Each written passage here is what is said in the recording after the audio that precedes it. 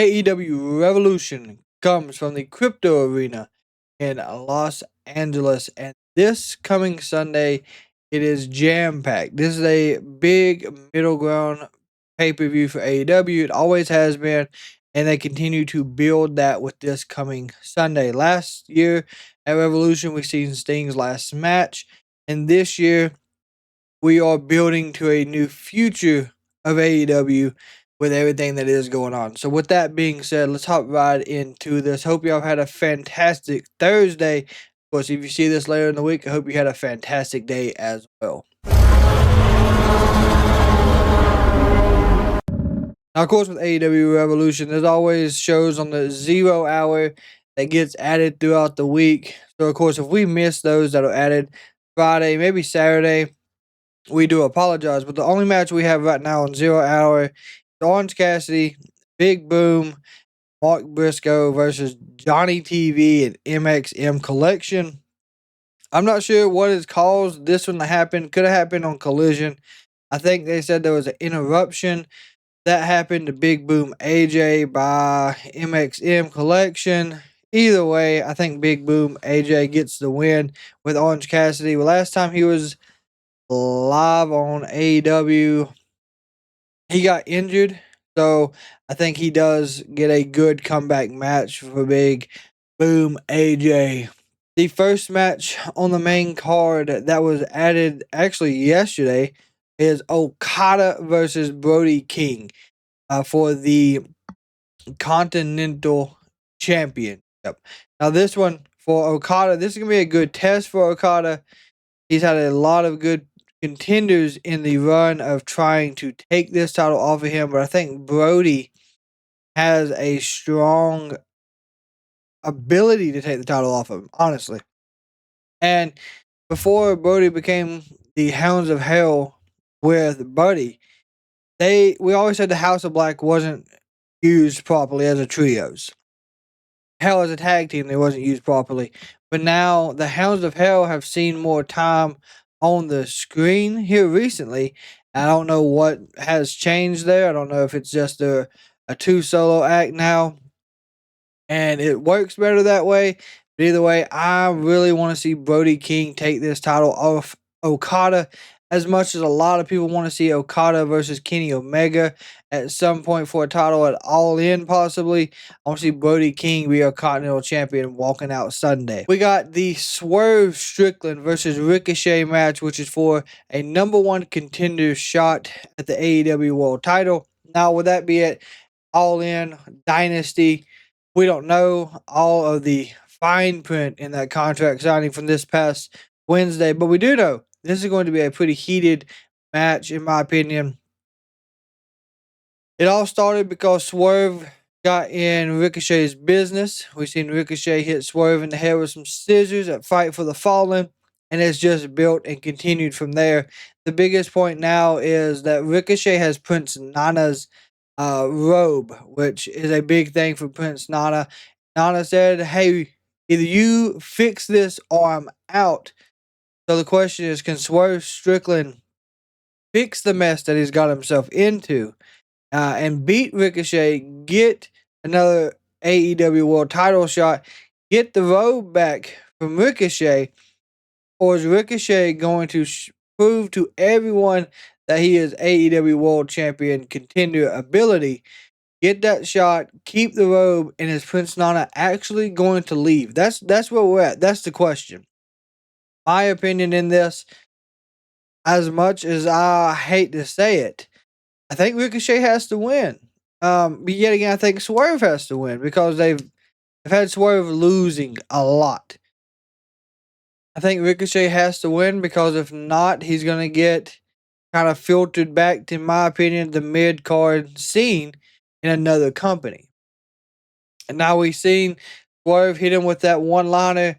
The only thing you're going to be remembered for is your ring announcer wife, and I think that really bothered Ricochet as much as he tried to play it off as it didn't, because a lot of people give him a lot of crap for that already outside of just AEW.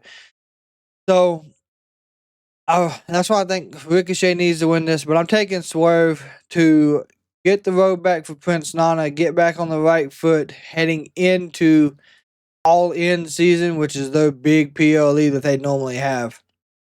You got the Outrunners going up against the Hurt Syndicate for the AEW World Tag Team titles. This is going to be a good match.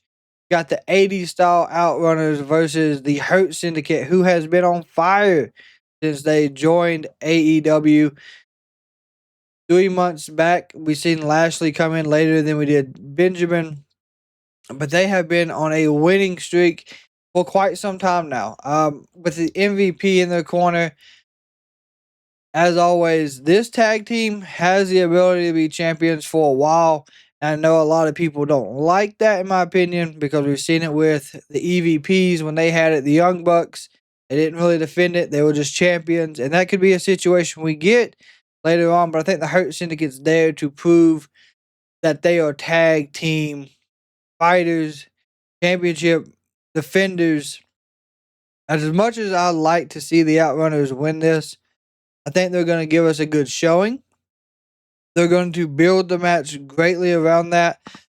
But at the end of the day, I do believe the Hurt Syndicate walks out as our tag team champions. Now, the match that I think might have chaos more than every other match on the bottom half of this card is going to be MJF, Hangman, Adam Page. Only reason I say this is because this match came to a huge point last night where we seen MJF attempt to catch Hangman on fire because MJF is tired of Hangman being the good guy when he knows he's not. MJF is constantly booed by the crowd now. He's always been a heel, but he's to the point where he's tired of what he called last night the marks, like it when Hangman burns down a house. Well, let's see what happens when I do it. They're cheering Hangman's negative actions, and it's eating at MJF. MJF believes he's the better wrestler, believes he is the better on the mic. Overall, he is better than what Hangman Adam Page is, except for when it comes to being over with the crowd. And that's the biggest point. And other than that, Hangman wants a shot back at the title. So does MJF. And this is another one of those stepping points to where we see one of those two get back into the title picture after whoever wins the Swerve and Ricochet match. But these two are the main pillars, in my opinion, of what AEW started with. They're still there. They're still competing every time that they have the opportunity. And they're trying to get back to the top. Now, they also got to get through Moxley if he's still champion at the end of this. So the pillars of AEW are trying to finally come back to being at the top so they can dethrone whoever is champion. If it's still Moxley, we know it's still going to be that crazy reign he's having. If it's Cope, it's going to be a new AEW that they've got to take back control of. Because Cope is part of that new wave that's come in here in the last few years. Overall, after we see absolutely everything that you could think of in this match, I think Hangman Adam Page is going to take this win over MJF. Mercedes Moné versus Momo Watanabe. Momo won this match at the New Japan pay-per-view couple months back. She was in a battle royal with Willow Nightingale and a few others from CMLL.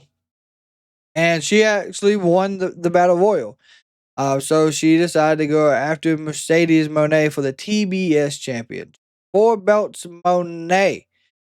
She's had a good run. Let's just be honest. Mercedes Moné has played the cards correctly. She has put herself in the position where she is 4 championships now currently, and she defends them when she wants to. Doing everything you would want her to do as a heel champion. But I think she will slowly start to drop some of the titles, and I think that starts this coming Sunday. I really think Momo will take the TBS title off of Mercedes Moné we'll start to see the decline in Mercedes with her other titles. I think this will push Mercedes towards the AEW Women's Champion. We have a steel cage match between Will Ospreay and Kyle Fletcher. This match is the second encounter truly for these two inside of a premium live event pay-per-view that they've had. The steel cage is there to make sure none of the Don Callis family get involved, so we can really see if Kyle Fletcher is the next Will Ospreay, or if Will Ospreay can finally get back on the winning streak against Kyle Fletcher. Now, we have seen Mark Davis be involved in this as well, which is kind of odd at this situation. Last night, we've seen that he did not truly like the aspect of taking out Will Ospreay. So it's going to be interesting how this plays forwards. Could he be a pivotal point in the match? Cost Fletcher this match against Will Ospreay in the steel cage. There's always that possibility, but I think this match will be a solid win for Will Ospreay, making this a 1-1. There's probably trio match that we see with these two competitors. Now, back to the title defenses at AEW Revolution. We got the AEW International Championship. We got Kenny Omega going up against Takeshita for the AEW International Championship. Now, of course, anyone that's been an AEW fan for a while knows that Takeshita has beat Kenny Omega 2 times, 7 days. He's looking to make it the third time that anyone has ever beat Kenny Omega from where they built this up. And I just don't see it happening. I'm going to be quite honest. Unless this match comes to a draw, I do not see Takeshita beating Kenny Omega for the AEW International. I don't care what member of the Don Callis family comes out there. I don't think it's best if Kenny Omega loses this. Takeshita is a hell of a fighter, just be honest. But I do not see him beating Kenny Omega at AEW Revolution. Tony Timeless Storm versus Mariah May for the Hollywood ending AEW World Champion. I have no idea what they mean by Hollywood ending, but this is the third and final match between these two. We see Mariah beat Tony at All In. We've seen Tony beat Mariah at Grand Slam, and now here we go. Last match, last hurrah, as they would say for Tony. She went back to the Timeless Tony Storm, and last night on Dynamite, we really seen it. We really seen that aspect of her. Promos are back. They've been back for a couple weeks now, and they just keep getting better. I'm gonna be honest. If you don't like this Tony Storm character, I mean, she gives some of the best, I would say, promos in this style. But yet again, Mariah May has a good point. Mariah started the whole betrayal thing that Tony did to her for Grand Slam. It's kind of an odd situation on who I think should. If Mariah doesn't win this, will she fall back down to the TBS championship level and start going after that title if Mercedes is still champion?